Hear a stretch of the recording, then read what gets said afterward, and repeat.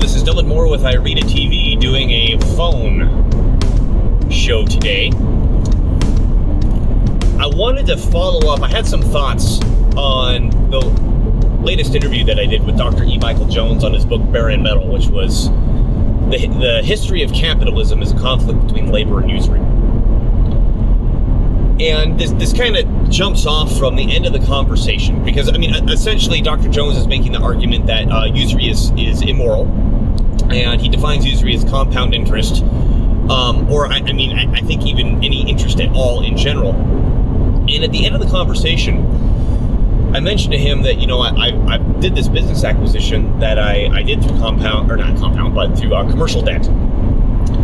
And he made a comment at me that essentially, because I said, it's working fine because I made sure that there was enough cash flow in the business to cover the debt service, right? And he said, "Oh man, you're like the guy who jumps out a 100-story window, and on the way down, you're passing the 70th story, and someone asks you how are you doing, and you say, oh, you're fine so far, but you're still plummeting toward the ground."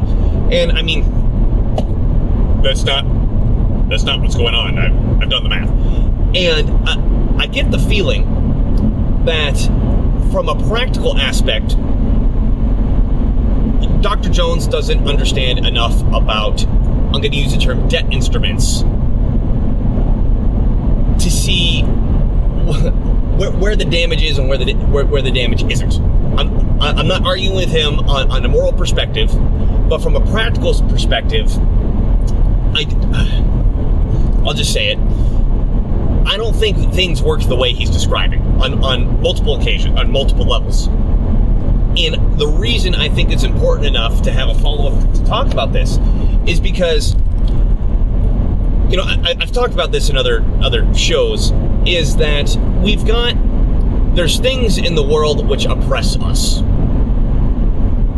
And let's take the financial system. Okay, we got this financial system of usury that's all set up to extract the surplus value from labor. That's exploitive, that's oppressive. Okay, that's right. So we have external oppressors. We also have internal oppressors. And an internal oppressor is, okay, I want to do X, but I can't do X because of this reason. Now, maybe that reason is or isn't true, but did the external thing stop you, or did you just stop yourself? Right? So,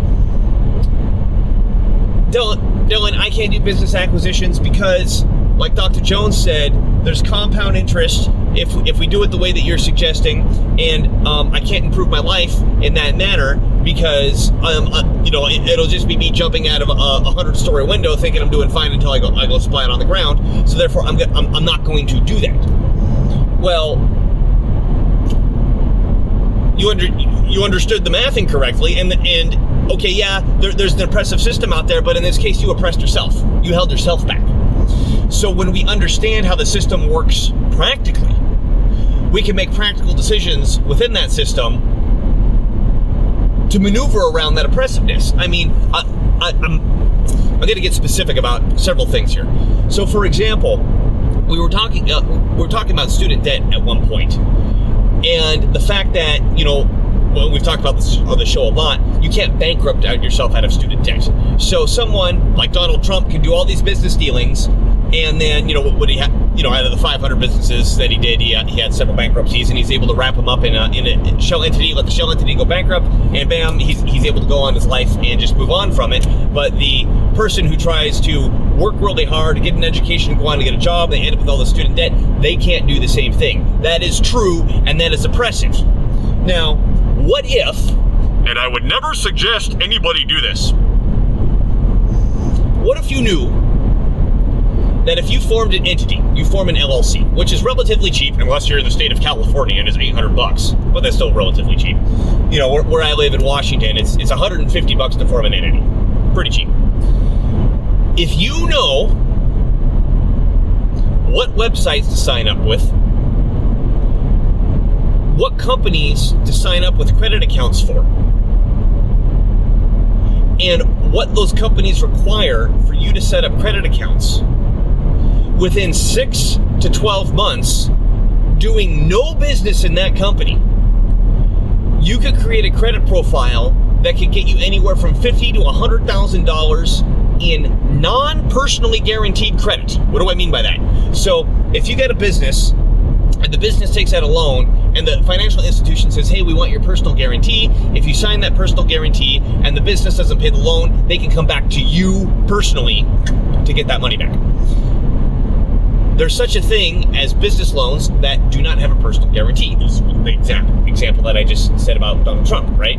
So let's say you got $100,000 in student debt that is just crippling you because, like, your degree is worthless, you can't get a job to ever hope we're paying that back, forget the fucking interest. What if you're like, well, why don't I just get an LLC, press the right buttons accordingly in the credit system, press the right buttons accordingly in the financial system. Between business lines of credit and business credit cards, I'm able to put $100,000 of credit together. Now, there are businesses out there that are able to take credit from credit cards and turn that into cash for a fee. So I've got a $20,000 credit card. You go to the business and you say, okay, I'm going to swipe $20,000. They keep 6% of it is the fee, and they hand you the rest of the cash. You have just liquidated that credit card. You then turn around and pay off the entire student debt, and you do a middle finger to the LLC, and you walk away. I would never ever suggest that you do that. Or what if you did this?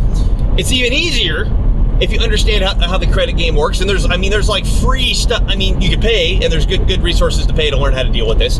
Or there's free stuff to go out there and learn how to play the stupid game of the credit agencies and how to press the right buttons there and make yourself look really good and talk to the right financial institutions. What if you end up with $100,000 in credit cards and personal lines of credit, and you pay off the student debt, then immediately declare bankruptcy? I'm not suggesting you do this. I think this is a horrible idea, but you could using that strategy, you could turn around and bankrupt yourself out of the student debt. I would say take that money and go start a productive business and then pay the money off. I think that's a much better idea. But the point that I'm making is we have this oppressive system, which is typified by something like the student debt. But you, as an individual, have tools at your disposal to do something about it. And if you have convinced yourself for whatever reason that you don't have access, I'm not one of the elite, and I can't just go to a bank and get a loan that's done, that doesn't have a personal guarantee. Yes, you can.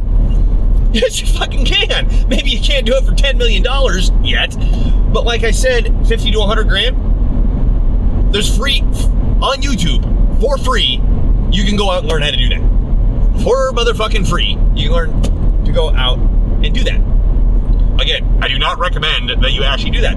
But the point being is that we have a financial system, okay, it's set up to be oppressive. You learn how to interact within that financial system, and you can better yourself understanding the tools of it.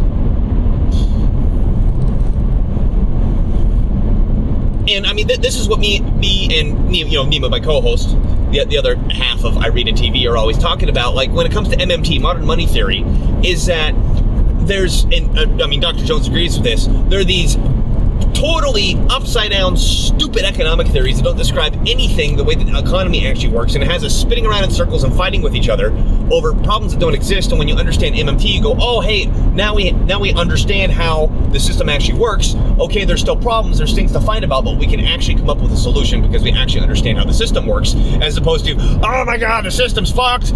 There's nothing you do to fix it. Let it burn down. Financial Armageddon's coming. You don't have to do that. There are solutions. Now, is it practical to say, okay, all people with student debt can just use that thing that you described to get out of the student debt? No.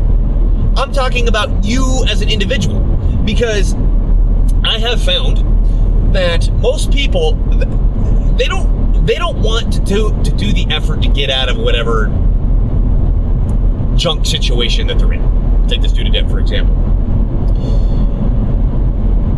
Even if I give step-by-step instructions how to do it, they won't do it. And I mean, let's talk about compound interest. Let's talk about mortgages for a second. So another thing that happened in that conversation with Dr. E. Michael Jones is that right at the beginning, he defines usury as compound interest. Now, compound interest, of course, is when you get charged interest and then there's interest on the interest. And when you have that, it almost doesn't even matter what the interest rate is. At some point, you're going to have a runaway problem where it is absolutely impossible to ever pay that interest back. I totally agree. Do we have compound interest in the modern day? Kinda. So, on something like a credit card, I would say yes. If you rack up a credit card, it starts charging interest, and you're not making the payments on that interest. You're getting interest on the interest, and then you got the compound interest. If you got an installment loan, like a car loan or a house loan, mortgage, maybe if you don't make some payments, they're going to charge you interest on interest owed. But if you make all your payments, there is no compound interest. What? Yeah, there's no compound interest. There's amortized interest. Did you know this? You know what amortized interest is? Because when I was in school, in 11th grade, I was in the advanced math class and we started learning about interest rates. And I remember we learned 3 formulas: the simple interest formula, the compound interest formula, and the compounding continuously interest formula. Wait, you got E in there, right? In the formula. The number E. I found out later that they left out the most important formula, which is the amortization formula, the amortized interest formula. So if you have a house loan, and I'll use some real numbers to the best of my ability. I'm driving, I don't have a calculator in front of me, right?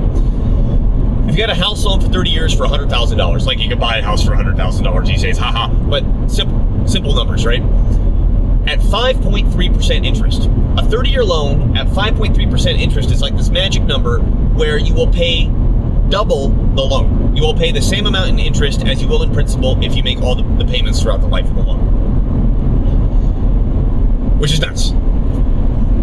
The way the interest is calculated is you actually use a simple interest formula. You say, okay, at 5.3% interest on $100,000, that would be $5,300. Now this is annual, so it's $5,300 per year. So you would divide that by 12 to get your monthly payment, and that's $450 or something like that.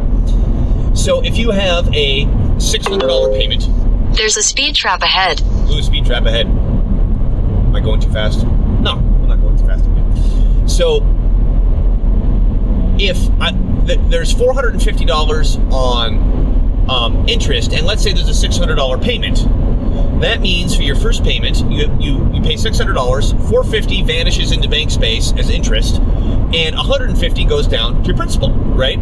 Now you owe, what, $99,850 on your loan, and the next month, the simple interest formula, 5.3% divided by 12 to get the monthly rate is going to be applied not to $100,000, but $99,850. And so your next payment, instead of being $450, $150, is going to be like $448 toward interest and $152 toward principal. And it's slow, and each payment it slowly moves over. At no point is there interest on interest. There is no compound interest. So, again, on one hand, we can say, okay, it's completely ludicrous that you have to pay $100,000 of interest to borrow $100,000. In 2 miles, take exit 278 toward Donald, Aurora. I agree. I freaking agree.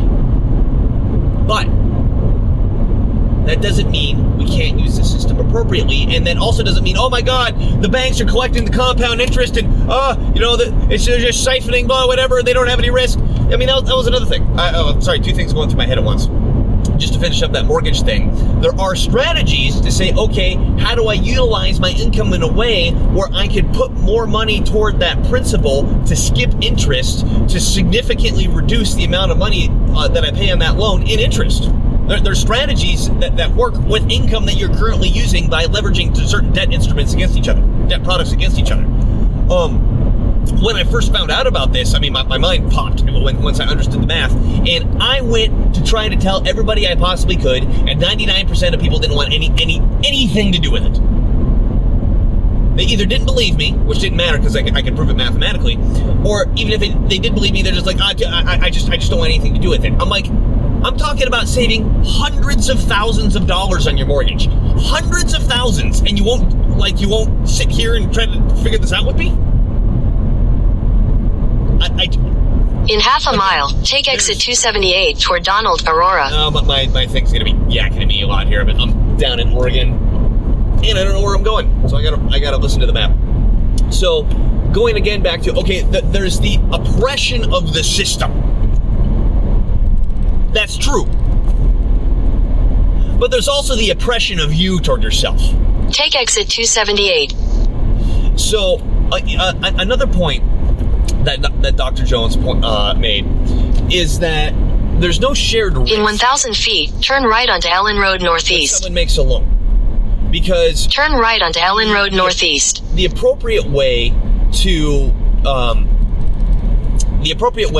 do financing is you sell stock, and so the investors, they share in the profits or the windfalls. If the business makes money, they make money. If the business loses money, they lose money. Continue for 3 miles. Because they're sharing the risk. Now, I understand that argument, but to say that the lender doesn't have any risk because they can come back and take the collateral, okay, yeah, if the collateral is super duper valuable, but man, for banks, for the most part, they don't want your fucking collateral. They don't want your house. I mean, think about it.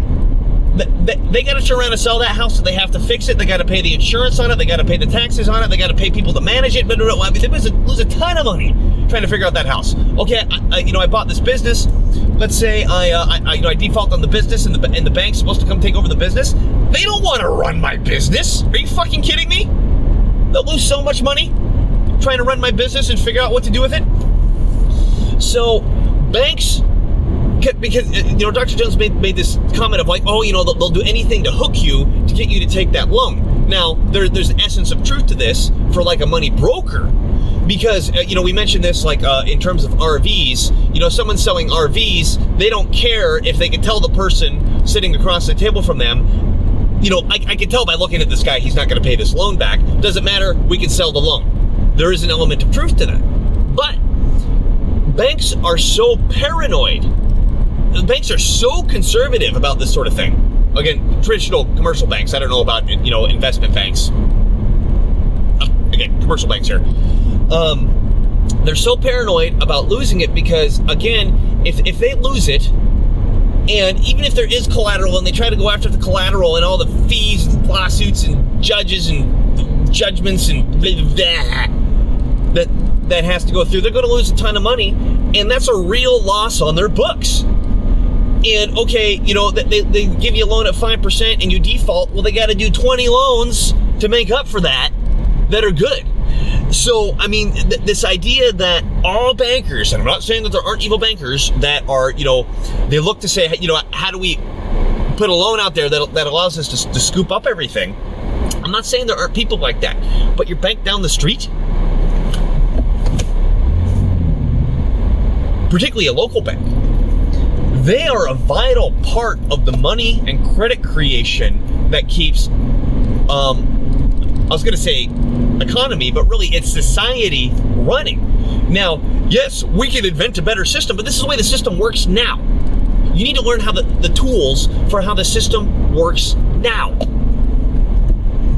And by having this idea of all the banks are bad and all usury, if you touch it with your pinky, the sin's going to crawl up and rot out your heart and rot out your brain, and never touch it, and this whole thing is going to, musical charge is going to collapse, and it's set up that way. Again, there's an element of truth to this, but if you understand how it works, you can start playing the game to your advantage. And yes, there is an elite that operates in a quarter mile, continue straight onto 1st Street Northeast. What's interesting in the Western world, I mean, maybe you get up to the freaking Bill Gates, Rothschild levels, or Clinton levels, or whatever. That there is really a different set of rules that you don't get to play by. But in terms of business dealings. And, I've heard the thing, these big companies, they have this advantage because the tax code is so big that they can utilize all these. They can pay for these high-level accountants to help them navigate through this tax code, but you as an individual, you can't afford that, so you don't get the same tax benefit or whatever. Why can't you afford that? Why can't you learn the tax code, right? I mean, what I learned how to do was when, in terms of business acquisition, you find lawyers and accountants that will help you do the deal and wait to get paid, and get paid out of the money generation that comes out of the loan from the deal. Well, that's hard. Well, shit! I didn't say it was easy, but don't tell me that you can't do it. Don't tell me that the same rules that these big companies work with, they apply to you. You just aren't taking the initiative to figure them out and apply them to yourself. Now, of course, there's an argument to be made if they go to different schools, they learn the rules. Continue straight onto 1st Street Northeast, then turn left onto Oregon 99E North. Different rules. That is true, but now that I have told you some things, and we've got the internet, like there's so many resources to find this stuff out, to learn it yourself. Now that I've told you, you know what's there. And again, I'm not talking about like, if all society learns how to figure out how to, I know that that's not practical. I'm talking about the people who listen to this channel. This channel is about you taking the information and making your situation better. And if you have a not nihilistic, but fatalistic, if you've got a fatalistic interpretation of how any aspect of our society works, in this case we're talking particularly about the financial system, then you'll never take advantage of it. You'll never utilize it to your own usefulness. And I mean, again, you could say, well, what Dr. Jones told me, you're the guy who jumped out of the window when you're saying everything's fine when you're only halfway down. Sorry, it's not true. I've done the math. It's just not fucking true. Turn left onto Oregon 99E North, Pacific Highway East. Signs for Canby, Portland. I'm going to be more fine, and I have an exit strategy that doesn't involve loans. So I'm fine. Continue on Oregon 99E North for 13 miles. So when we compare the past, the ancient past, where, again, when we look at the I'm trying not to comment on the morality of usury, right? Let's just say, for the sake of argument, morally, a system built on usury is wrong. Fine. But the practicality of the ancient world versus now. In the ancient world, if you went into debt at 43 1/3% interest or some, insane number, which will obviously, if you do the math for 2 seconds, figure out, there's no way that this could be paid back unless, like, it's paid back in a week. Hey, I borrowed this money, I had a great harvest, which is enough to turn around and pay it back the next year. The numbers worked out. Okay, yeah. But if there's one little blip and the harvest doesn't come out, now I'm in debt. When I'm in debt and I can't pay it back, I can be taken as a slave. And I mean, in the really ancient world, your family could be taken as slaves. The whole family, slave, bam. It doesn't work that way in the modern world. Like I said, we don't have compound interest in the sense that it gets thrown around in the modern world. We do have bankruptcy laws, which don't apply to student loans, which is a big fucking problem. I completely agree with. But again, you have tools that you don't know because you don't understand. You don't know the rules to the game, and most people, when they learn the rules of the game, they won't capitalize on it. Which I just don't get that. I do not understand that at all. So I was going to wrap it up, but I did have one more thing. Let's bring MMT into this, because this let's merge the practicality and the oppressiveness of the system. Because let's say the Austrian understanding, the people who say Austrian understanding, or even the I would say the angle that Dr. Jones is coming from, is that the system is set up, the entire system, we're just talking about the US for sake of simplicity here, but it applies to the whole world. The entire system is set up where the banks win in the end. Now, I'm not saying that's not true, but I am saying that the system is set up that if we simply used it a little differently, without like totally reforming the whole thing, if we just used it a little differently, it would work more or less just fine. And let me make a metaphor here. It's like, let's say we got a toolbox. We've got a hammer and screwdrivers and stuff in there, wrenches. And instead of taking it to fix cars and build houses or whatever, we take the hammer and we whack our heads with it. And the conclusion we come to, okay, hammers just bust people's skulls in and are immoral. And I come along and say, well, you could choose to use that very same hammer and build a house with it. Is the proper response, oh no, the hammer's still immoral, we just need to throw all of it away and start over? Or is the proper response to go, okay, well, let's try building houses with it instead of knocking ourselves over the head with it? Okay, let's talk math. Let me prove my point. Most of the money is created by the in quotes, private banking system. And the math works out such that there is always more money owed back than there is created, right? If a bank creates $100 and there's $110 owed back to pay the loan back because there's $10 in interest, well, if we start with a new system, one person takes out a loan, well, there's $100 in existence, so there's $110 owed to the bank. Well, okay, well, person two will get another $100 loan from the bank to make up for this difference, but they too have taken another $10 in interest owed. So in total, there's $200 in existence, but $220 owed to the bank. And no matter how much you take out more loans, the amount of money in existence is always going to be less than the money owed to the banks. Okay? There's an extra element here, which is that the government also creates money, and that can make up the difference. So let's think about it. Let's say two people take out loans for $100. $220 is owed back to the banks.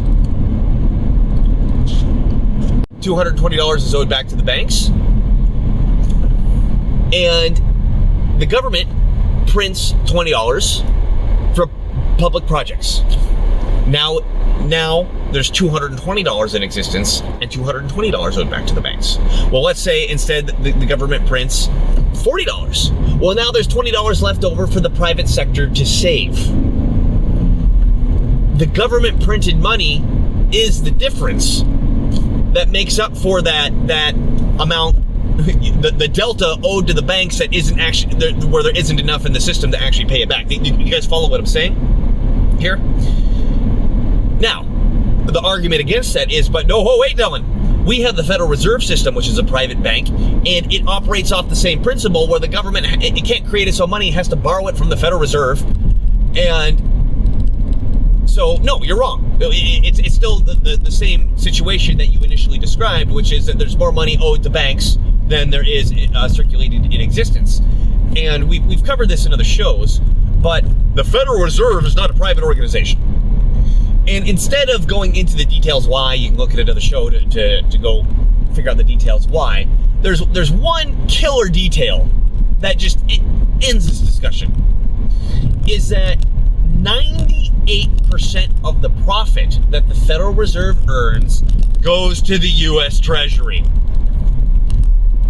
98% of the profit that the Federal Reserve earns goes to the U.S. Treasury. Dylan, where does the other 2% go? It goes to the member banks. Well, who are those member banks? Most banks are member banks. Can I see a bank where I am right now? Bank. Is that a bank over there? I was hoping I could see a bank just for an example.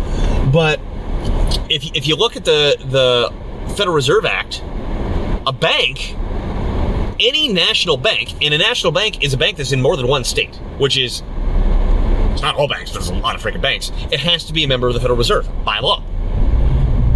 Or any bank that chooses to be governed by the rules of the Federal Reserve, because they could choose like the FDIC or the comptroller. This kind of weird, eldritch, arcane stuff here.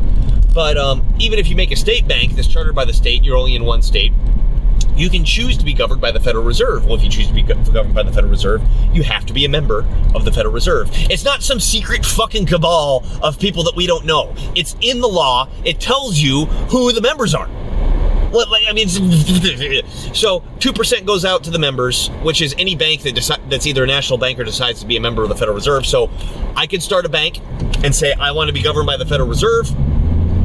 now I'm a member, and I get part of that 2%, probably some very small percentage of whatever that 2% is, for being a member. It's not some secret cabal. So regardless of the machinations of how things are described and how people think the Federal Reserve works, at the end of the day, any profit that the Federal Reserve makes, they send it over to the government. It is a government institution. So what that means is that our system, our monetary system, our financial system can work as long as the government is supplying enough to cover the delta between what the banks create and what's owed back to the banks. And they need to supply enough money for people to pay their taxes, and they need to supply enough money for people to save. And then you throw the trade deficit in, it gets more complicated, but I'm trying to create the simple point of the system that we have would actually work if people knew how to use it. And I'm trying to tell you how to use it both on a personal level and on a societal level. We don't have to throw out the whole thing. I'm not saying that the thing that we have couldn't be improved, but we don't have to throw out the whole thing and start over again, because it would work well if we just used it right. And now, I'm not saying that there aren't evil bankers. I'm not saying that there aren't elites, but they're using that what they're doing is not what you think that they are doing. Yeah. Something in my mouth. Cigar. I smoked a cigar earlier, still had a piece of tobacco in my mouth. What they're doing is not what you think that they are doing. And you can say, well, okay, that doesn't matter. I know that they're doing bad things. Yes, it does, because if you don't understand specifically what they're doing, you will not be able to specifically defend yourself. Both at a societal level, like I just described, and as we've gone over in our show multiple times ad nauseum, the only times that the U.S. government has ever had economic depressions is when the government curtails the amount of money that they're printing into existence. Just as going along the logic that I just put in, when the government pulls that money back, the private sector now only has the banks to go to for credit, and we do get in a situation where at some point the system is not able to finance its own debt, because for every dollar that's created, for example, $1.10, I know math doesn't work out exactly like this, but $1.10 has to be paid back. And if you keep doing that, at some point the whole thing's going to come down like a house of cards, because the government's not injecting the difference. So the 7 times in American history that we've had depressions, or the Great Recession of 2008-9, it was preceded by a federal government surplus, or an attempt to balance the national budget, or an attempt to balance the national budget.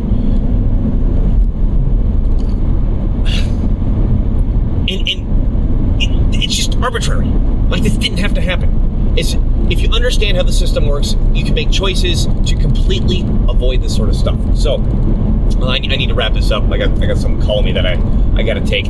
But yes, as a follow-up to the conversation with Dr. Jones, I think it's important for IRETA TV, Dylan Moore, to say, I think there's something very, very important to be said about the morality or immorality of usury, but I think there's also something very, very important to be said about the practicality of how it actually works. And I don't think Dr. Jones has hit the nail on the head of how the financial system and the loans actually work. And if you do understand it, I'm not saying that you can by yourself remove the oppressiveness of the system, but you can at least remove the oppressiveness of yourself and stop and get out of your own fucking way.